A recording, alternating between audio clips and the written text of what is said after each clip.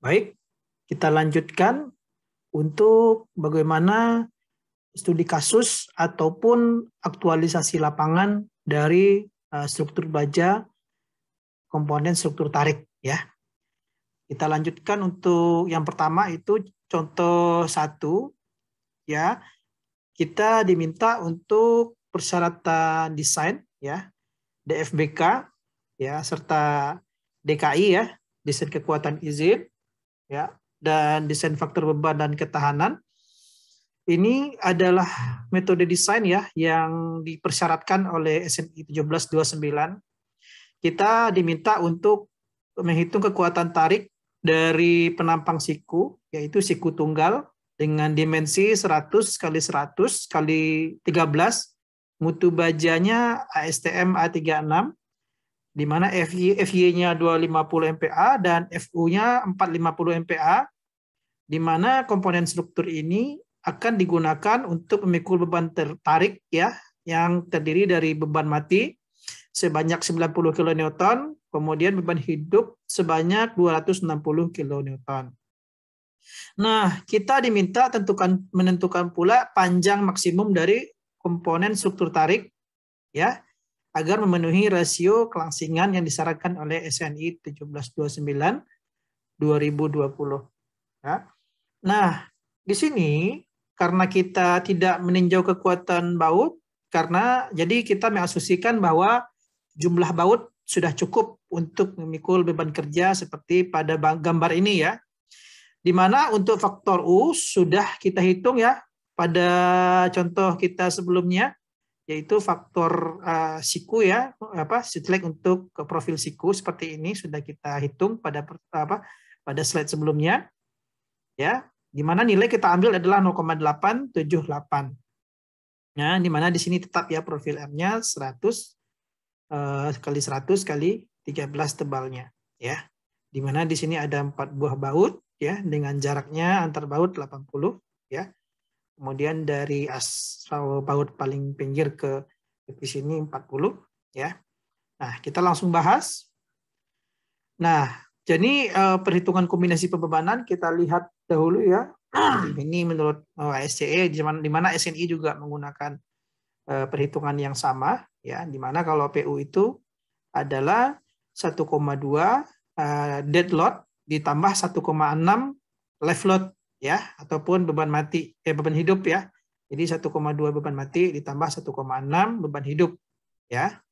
Nah, untuk metode DKI ya, desain kekuatan izin, kita hanya langsung menjumlahkan saja beban yang bekerja. Nah, di sini letak perbedaannya antara DFBK dan DKI. Nah, jadi di sini kita kalikan 1,2 kali 90 ditambah 1,6 kali 260 didapat 524 kN. Sementara itu untuk metode DKI adalah 90 ditambah 260 sama dengan 350 kN. Nah, berikut adalah data penampang siku L100 kali 100 kali 13 ya. Profil siku 100 kali 100 kali 13, yaitu dapat kita dapatkan dari tabel profil. Nah, kalau teman-teman bisa menghitung ini bagus sekali ya. Kemudian di sini dapat kita peroleh juga dari tabel baja profil ya yang sudah tersedia. Nah, di sini kita dapatkan data penampang seperti ini, agrosnya 2431 mm persegi ya, kemudian tebalnya 13 mm, Erminnya 19,44 ya, jari-jari gerasi, kemudian FY-nya 250, FU-nya 400 dan X-bar-nya ataupun center gravity ya, titik berat itu 29,4 mm. Kemudian kita akan periksa leleh tarik pada penampang bruto ya ataupun gross ya. Jadi di sini untuk DFBK ya, ini untuk tensile yielding ya. Jadi di sini diperoleh VT dikali PN ya, di mana V-nya adalah 0,9, PN atau kuat tarik nominal penampang adalah F yield kita kali A gross ya. F yield-nya berdasarkan data 250, kemudian A gross 2431 ya yang telah kita dapatkan dari tabel baja profil. Kemudian kita dapatkan hasil ya dari perkalian ini adalah 546.975 Newton atau 546 kilonewton ya kalau kita konversi. Nah, nilai ini terbukti sudah lebih besar ya dari kapasitas tariknya ataupun beban tarik yang bekerja atau P ultimate yaitu 524. Berarti ini oke ya penampang kita. Nah, sementara untuk metode DKI ya rumusnya adalah F kali A gross. Nah, di mana di sini sedikit perbedaan ya. Kalau metode DKI ya kita bagi dengan F kali A gross, kita bagi dengan omega T ya. Di sini omega T nilainya 1,67. Nah, ini adalah safety factor atau angka keamanan ya. Nah, kalau kita masukkan nilai FY kali AG bagi 1,67, maka didapat nilai 363.922,16 Newton. Kalau kita konversi ke kilonewton, maka kita dapatkan nilai 363,92 kilonewton. Nah, ini pun sudah lebih besar juga ya daripada beban yang harus dipikul ya. Di sini didapatkan beban yang bekerja 350 ya. Jadi untuk metode DKI juga memenuhi persyaratan ya pada saat melakukan kita pemeriksaan tensile yielding ya atau leleh tarik. Nah, selanjutnya kita coba dulu melihat nilai shear lag yang sudah diperoleh di awal ya. Memang kita coba merunut kembali di mana proses terdapatnya nilai U tadi 0,878 ya. Jadi memang ini berdasarkan tabel 32 yang sudah kita bahas di pertemuan slide sebelumnya. Jadi mana untuk kasus 2 dan kasus 8 ya pada tabel tersebut ya untuk profil melintang terbuka berbentuk W, kemudian nilai faktor shear lag U tidak perlu lebih dari rasio luas bruto elemen yang disambung terhadap luas bruto komponen struktur. Nah, di sini karena penampang berupa siku sama kaki yang disambung hanya pada salah satu kakinya saja, diambil U-nya adalah 0,5 ya. Nah, 0,5. Kemudian kasus 2 ya, itu U sama dengan 1 kurang X bar dibagi L, ya X barnya kita dapatkan di sini 29,4 ya, tadi sudah didapatkan nilai X bar ya. Atau kalau bisa kita hitung dari secara real, nilai X bar adalah center gravity atau titik berat dari penampang siku ya. Jadi kira-kira di sini. Nah, maka dapat X barnya adalah 29,4 kita bagi L ya. L itu adalah jarak dari baut-baut terluar ya. Jadi di sini baut terluar di sini dan di sini kita kalikan jaraknya, kita kalikan 3 ya. 1 2 3 80 kali 3. Maka kita dapatkan nilai U-nya adalah 0,878. Nah, untuk kasus 8 ya, kasus 8 pada tabel yang kita sudah kita bahas juga sebelumnya ya, kasus 8 pada tabel tersebut berada pada urutan ke-8 di mana untuk penampang siku dengan 4 atau lebih sarana penyambung per baris dalam arah pembebanan ya. Enggak apa-apa, kita lihat juga tabelnya. Tabel 8. Nah, ini ya. Ya, jika dengan 4 atau lebih sarana penyambung pada per baris ya dari arah pembebanan, maka U-nya adalah 0,8 ya. Kita pilih U-nya 0,8.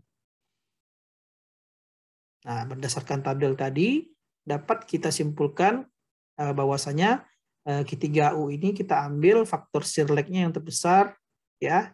Maka kita tetapkan kasus 2 adalah yang terbesar, diambil nilainya 0,878 ya. Nah, ini yang harus kita perhatikan. Nah, selanjutnya kita akan lanjutkan ke tahapan selanjutnya. Nah, di mana di sini kita perlu menghitung luas neto ya jika kita mendapatkan kekuatan runtuh tarik ya, di mana kita menghitung luas A neto ya. Kalau kita lihat penampang kita seperti ini, lubang baut ya pada salah satu kakinya, kita lakukan pemotongan di sini sehingga kita dapat menghitung luas netonya sama dengan luas gross 2431 kita kurangi lubang baut ditambah 2 mm dikali tebal dari profil kita. Ya. Karena di sini baut yang kita gunakan adalah M24, ya. Karena kita mengacu kepada tabel yang sudah kita bahas di pertemuan awal, di mana diameter baut itu langsung kita tambah dengan 3, berarti jadinya 27. Ya.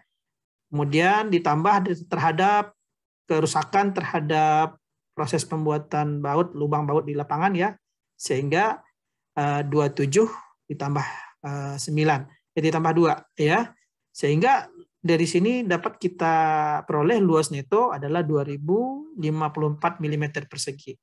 Nah, kita cek ya terhadap kontrol kita, bahwasanya kita harus memastikan A neto kita lebih kecil daripada 0,5 agros, ya. Kita masukkan nilai agros dikali 0,85, maka didapatkan 2066, sehingga luas neto kita ini lebih kecil, ya, berarti oke. Kemudian setelah menghitung luas neto, kita akan mengkalikan luas neto dengan faktor Sirlek, ya, atau U, ya. Jadi di sebelumnya kita sudah tahu ya 0,878 faktor Sirleknya. Maka kita mendapatkan luas efektif adalah A neto dikalikan faktor Sirlek, maka kita dapatkan luas A efektif kita adalah 1803 mm persegi.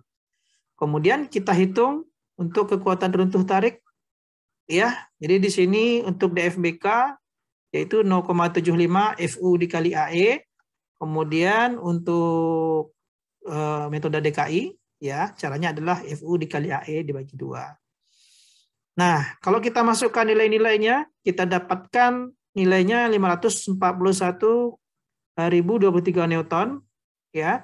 Ketika kita konversi ke kilonewton, 541 kilonewton, dan ini pun sudah lebih besar ya dibandingkan beban yang bekerja, ya, ataupun gaya yang bekerja, yang nilainya adalah 524 kilonewton. Kemudian untuk metode DKI pun seperti itu juga, ya, bahwasanya PN dibagi safety factor, ya, didapatkan nilainya 360,68 kilonewton. Dan ini pun juga udah lebih besar juga dari beban yang akan dipikul. Jadi untuk pemeriksaan keruntuhan tarik, ya, maka bisa kita pastikan penampang kita ini aman, ya. Nah, selanjutnya kita juga diminta untuk mengecek panjang maksimum dari batang, di mana berdasarkan rasio kelangsingan yang disarankan dari SNI, yaitu pasal D1, ya, disarankan L maksimum adalah 300 kali R min, ya. Jadi di sini adalah rasio kelangsingan dari 300 adalah syarat dari panjang batang dikali radius girasi, ya. Radius girasi sebenarnya dapat kita peroleh dari tabel untuk profil ini, ya. Dapatkan 29,4, maka panjang maksimum komponen ini adalah tidak lebih dari 8,8 meter. Nah, ini sebenarnya hanya rekomendasi saja, ya. Jadi sebenarnya di dalam SNI pun tidak dipersyaratkan secara mutlak bahwasanya kita harus menggunakan Lmax segini. Tapi untuk lebih keamanan digunakan maksimum nilai seperti ini, 300 dikali jari-jari girasi. Selanjutnya kita masuk ke contoh yang kedua, ya. Ya. Di sini bentuk profil yang berbeda, ya. Kita menggunakan profil wide flange, ya. Wide flange ini adalah untuk profil sayap lebar, ya, dengan properties dan dimensinya yaitu 200 kali 100 kali 5,5 kali 8. Nah, nilai 200 itu adalah ketinggian profil, ya. Kemudian 100 merupakan lebar sayap. Kemudian 5,5 adalah ketebalan dari badan, ya. Kemudian 8 merupakan tebal dari lens sayap, ya. Nah, mutu baja adalah ASTM A992, nah, di mana di sini FI-nya 345 dan FU-nya 450. Nah, di sini diketahui juga beban mati sebanyak 80 kN dan beban hidup sebesar 250 kN. Ya. Kemudian komponen struktur tariknya memiliki panjang 6 meter, di mana konfigurasi sambungan seperti pada gambar ya, yaitu disambungkan pada bagian sayap saja. Nah, kita diminta untuk memeriksa kekuatan dari batang tarik tersebut ya dengan metode DFBK dan DKI. Kemudian kita juga diinstruksikan untuk memeriksa batas kelangsingan ya. Kemudian di sini asumsinya bahwasanya baut sudah mencukupi ya. Di sini bautnya ada sebanyak 4 buah baut, gimana untuk barisan sini kita putar ya seperti ini. Dimana jarak antar baut adalah 75 dengan as ke asnya ya. Oke. Nah, dimana di sini faktor shear lag ya sudah diambil juga 0,874 dan sebenarnya sudah kita hitung juga ya dalam slide-slide sebelumnya untuk profil yang seperti ini. Nah, kemudian langsung kita hitung ya. Itu kita hitung kombinasi beban ya. Kombinasi beban berdasarkan SCE atau SNI ya. Caranya sama. Bahwasanya 1,2 kali beban mati tambah 1,6 kali beban hidup. Kemudian di DKI kita tambahkan saja ya beban mati tambah beban hidup. Nah, di sini metode FBK diperoleh 496 dan DKI 330 kN. Nah, ini kira-kira data penampang dari dan properties ya dari profil W 200 kali 100 kali 5,5 kali 8. Jadi untuk nilai AGI-nya adalah 2716 ya, BF-nya 100, kemudian TF-nya 8, tebal, D-nya 200, F-nya 345, FU-nya 450, kemudian RY-nya 22,2. Nah, di sini untuk profil WF karena memang I-nya itu harus kita potong 2 ya. Jadi karena kita akan menghitung untuk meninjau sebelah atas dan bawah, berarti kita perlu untuk menghitung untuk profil T saja.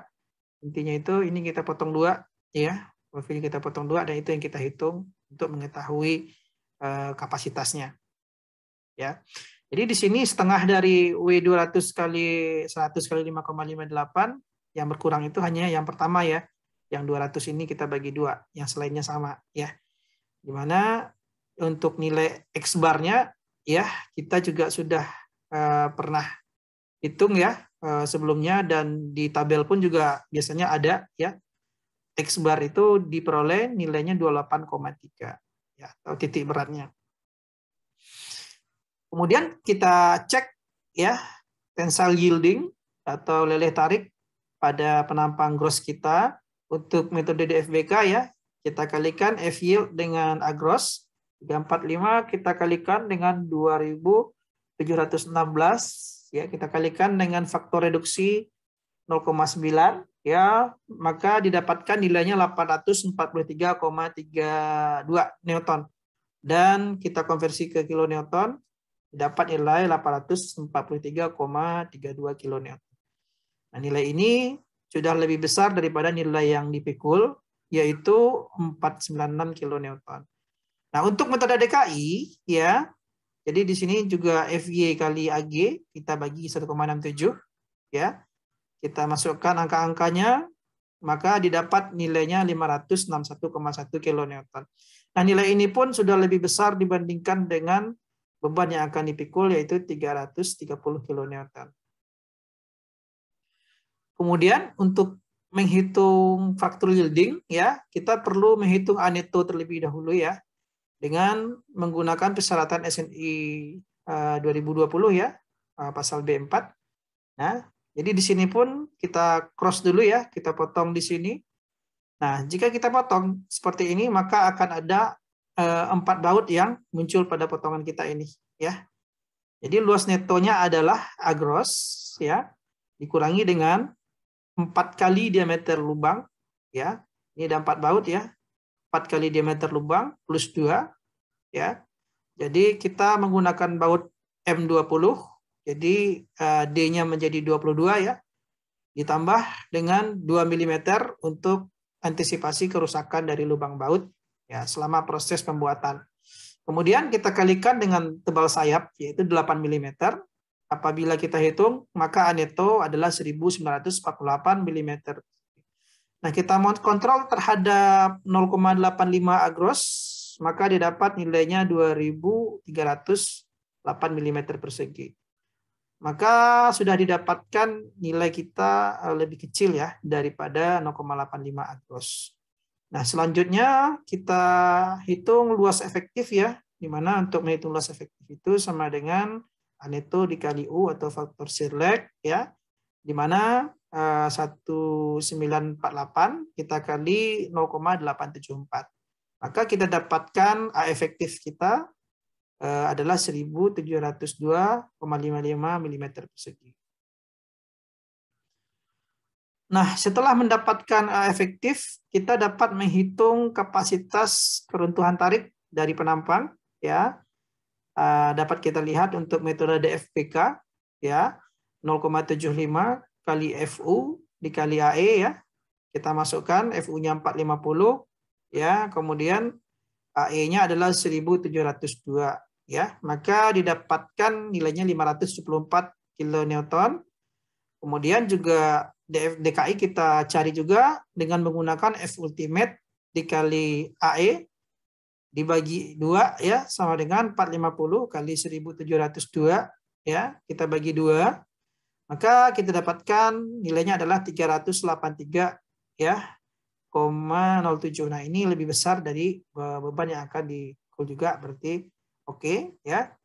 Nah, kalau untuk metode DKI dan DFBK dua-duanya memenuhi ketetapan. Nah, selanjutnya kita akan memeriksa terhadap rasio kelangsingan ya, rasio kelangsingan dari penampang kita. Nah, di sini rumusnya adalah L itu adalah panjang ya, L per R minimum ya, panjang batang 6000. R min kita adalah 22,2 ya, maka didapatkan 270,27. Di mana nilai ini lebih kecil dari 300 ya, maka rasio kelangsingan itu sudah masuk ya, sesuai dengan SNI 2017-29 pasal D1. Ya, ini untuk mengecek rasio kelangsingan.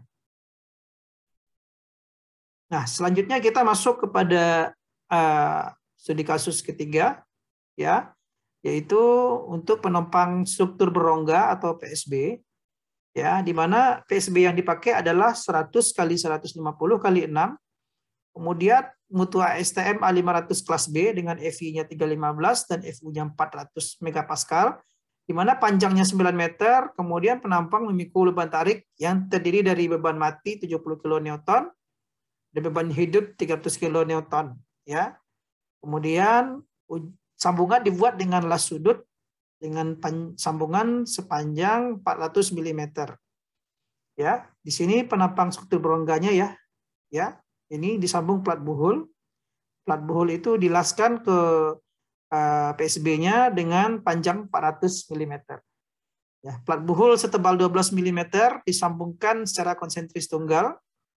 Nah, di sini kita disuruh untuk memeriksa kekuatan tarik dari struktur tersebut berdasarkan DFBK dan DKI ya, di mana asumsi plat buhul dan las sudah didesain cukup untuk memikul beban yang bekerja. Kita disuruh memeriksa saja.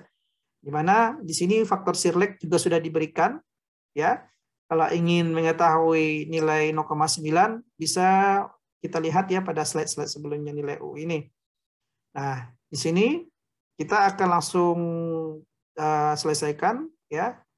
Sebelumnya kita lihat dulu di sini ya profil PSB yang ini, kemudian dimensinya ya, ini 150 ya, ini 100, tebalnya 6 ya, panjang lasnya 400 ya. Kalau plat buhulnya di sini panjangnya 430 ya. Nah, di sini langkah penyelesaiannya. Yang pertama kita hitung kombinasi pembebanan. Di mana di sini untuk DFBK 1,2 beban mati ditambah 1,6 beban hidup. Untuk DKI kita hanya langsung menambahkan beban mati dan beban hidup, ya 70 tambah 300.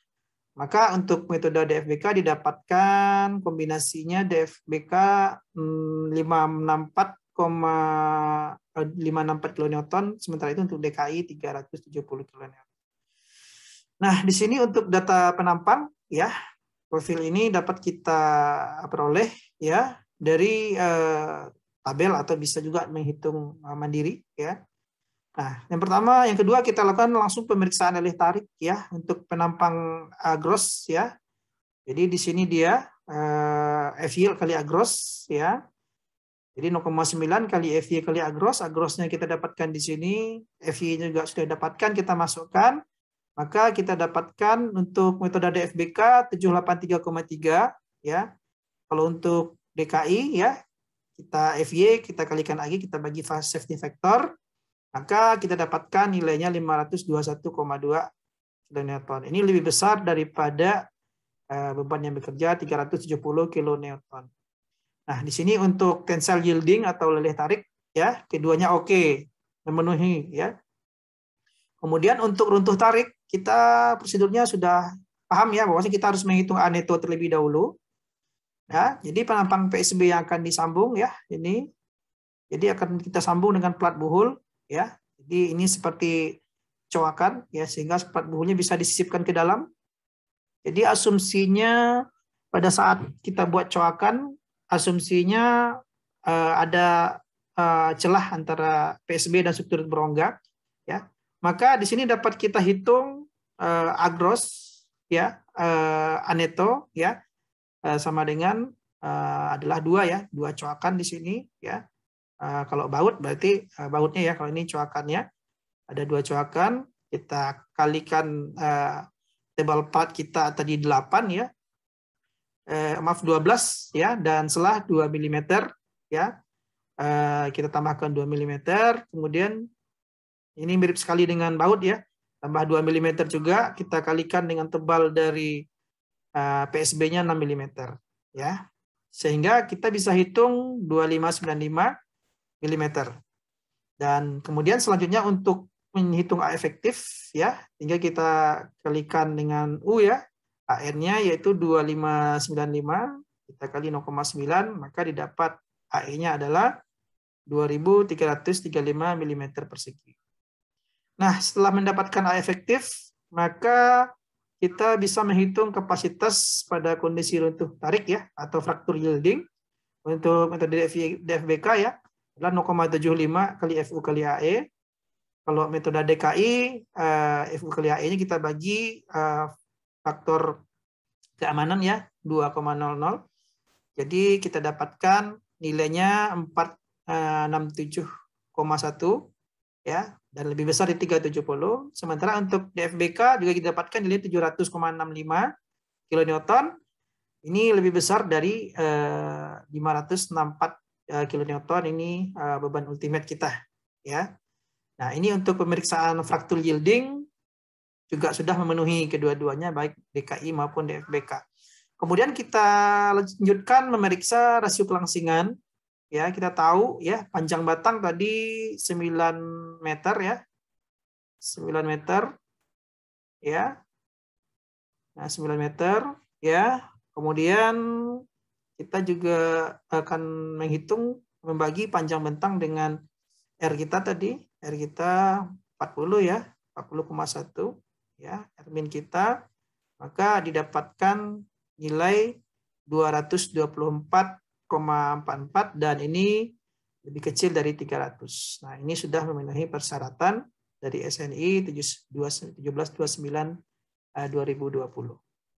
Selanjutnya kita masuk kepada studi kasus yang keempat, yaitu ini profil yang akan kita gunakan agak berbeda ya. Ini adalah profil double siku ya, di mana komponen siku tarik dengan penampang berbentuk siku ganda ya, seperti ini, dengan penampang 100 kali 100 kali 13 ya. Kemudian mutu bajanya A36 dengan FY 250 dan FU 450 dengan panjang 7,5 meter. Nah, di sini penampang disambung dengan plat buhul dengan menggunakan 8 buah baut M24 berlubang standar. Ya, seperti ini. 8 buah baut berlubang standar dengan M24, ya. Di mana di sini beban tarik yang harus dipikul terdiri dari beban mati 170 kN, kemudian beban hidupnya 530 kN. Nah, di sini kita diminta untuk memeriksa kekuatan tarik ya dari suatu komponen struktur ya berdasarkan metode DFBK dan DKI ya. Di sini di SNI 2020 ya ada juga yang mengistilahkan DFBK ini adalah DFBT ya, tapi tidak ada masalah, kita lebih familiar dengan DFBK. Nah, kita asumsikan ya di sini bahwasanya plat buhul dan baut sudah didesain cukup untuk memikul beban yang bekerja ya. Nah, kita akan menghitung kapasitas dari komponen tarik yang digunakan, yaitu profil double siku ya. Nah, selanjutnya kita lanjutkan untuk menganalisis soal ini ya. Langkah pertama seperti biasanya kita lakukan perhitungan kombinasi beban ya. Untuk DFBK adalah 1,2 beban mati tambah 1,6 beban hidup. Untuk metode DKI langsung dijumlahkan saja, yaitu 170 beban mati ditambah 530 beban hidup. Nah, ditempatkan hasil seperti ini. Nah, untuk data penampang ya kita dapatkan dari tabel profil ya, di mana untuk penampang siku ya agrosnya 2400 ya. Kemudian X bar-nya atau center gravity-nya 29,4 ya. Kemudian kita cek kondisi leleh tarik dari penampang bruto, yaitu FY kali agros, FY 250. Kemudian agrosnya karena ada 2 siku ganda, luas agros kita kalikan 2 ya, dan dikalikan faktor reduksi 0,9. Untuk metode DKI ya dengan formula yang sama ya, FY dikali agros sama agrosnya ada 2 ya. Kita bagi dengan angka keamanan 1,67. Dapatkan nilai DFBK 1093,95 kN. Dan ini lebih besar daripada P ultimate ya, yaitu 1052. Kemudian untuk metode DKI juga 727,84 dan ini pun lebih besar dari beban yang bekerja, yaitu 700. Ya, ini untuk pemeriksaan untuk leleh tarik ya. Ini penampang ini memenuhi ya. Kemudian kita cek juga untuk faktor shear lag terlebih dahulu ya, yaitu faktor shear lag U. Jadi penampang yang kita gunakan adalah penampang siku ganda. Maka di sini dapat kita tentukan batas bawah nilai U ya. Di sini ada pernyataan ya, untuk profil melintang terbuka faktor shear lag U tidak perlu lebih kecil dari luas bruto elemen yang disambung terhadap luas bruto komponen struktur. Nah, karena penampang kita berupa siku sama kaki yang disambung hanya pada salah satu kakinya saja, maka bagian profil yang disambung adalah 50% ya. Jadi kita bisa buat batas bawahnya adalah sama dengan 0,5. Kemudian untuk tabel D31 ya. Jadi kita cek terhadap kasus 2 dan 8 ya.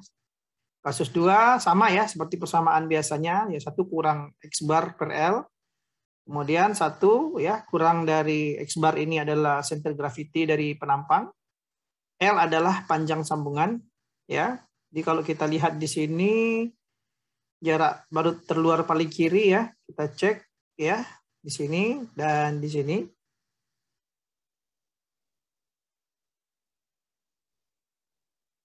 Ya. Ada 7 buah baut dengan jarak 80 ya mm. Nah, sehingga kita dapatkan nilai faktor shear lag untuk kasus 2 0,947. Nah, selanjutnya untuk kasus 8 ya, untuk penampang siku dengan 4 ya sarana penyambung per baris ya, maka di sini faktor shear lag-nya U-nya adalah sama dengan 0,8. Nah, dari 3 nilai ini ya, kita diizinkan untuk menilai memperoleh nilai U yang paling tinggi, yaitu di sini 0,947. Kemudian setelah kita peroleh nilai U, kita cek luas neto ya. luasnya itu adalah A gross ya dikurang 2 ya dikali DH tambah T per kali T ya. Nah, ini kalau kita potong di sini akan terlihat nanti ada 2 lubang baut di sini ya. Ketika kita potong di sini di salah satunya ya. Nah, kita hitung luas grossnya berarti 2 kali ini 2 kali profil siku kurang 2 ya. Di sini kalau kita tembuskan ada 2 lubang baut ya. 2 ya dikali baut 24 ya, M24 karena diameter yang digunakan kita tambah 3 ya sesuai tabel yang kita terangkan sebelumnya. Jadi 27. Jadi ditambah faktor kerusakan 2 mm dikali ketebalannya 13. Maka A neto adalah 4108 ya. Kita cek berdasarkan 0,85 A gross ya. Maka ya ini syarat A netonya terpenuhi ya. Kemudian setelah itu kita hitung A efektif ya berdasarkan SNI 1729/2020 dengan A efektif sama dengan AN dikali U ya. Jadi 4108 dikali 0,947 maka didapatkan 3890 mm persegi. Nah, setelah mendapatkan nilai A efektif ya kita dapat menghitung juga nilai keruntuhan tarik ya.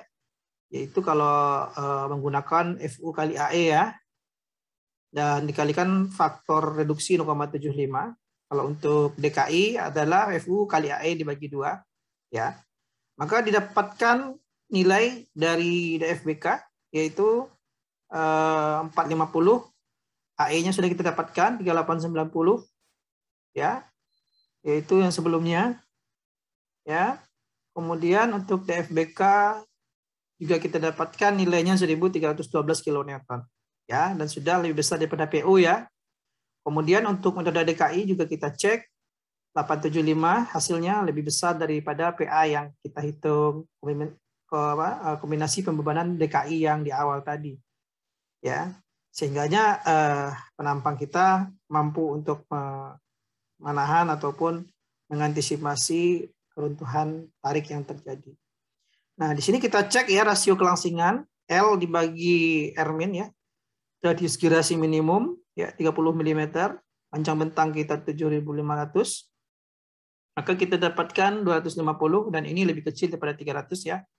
Syarat rasio kelangsingan, maka untuk rasio kelangsingan sudah oke juga ya. Jadi inilah contoh-contoh soal kita dari komponen struktur tarik ya, kemudian keruntuhan tarik ya, sampai nanti geser blok juga sudah kita pelajari. Semoga bisa dipahami.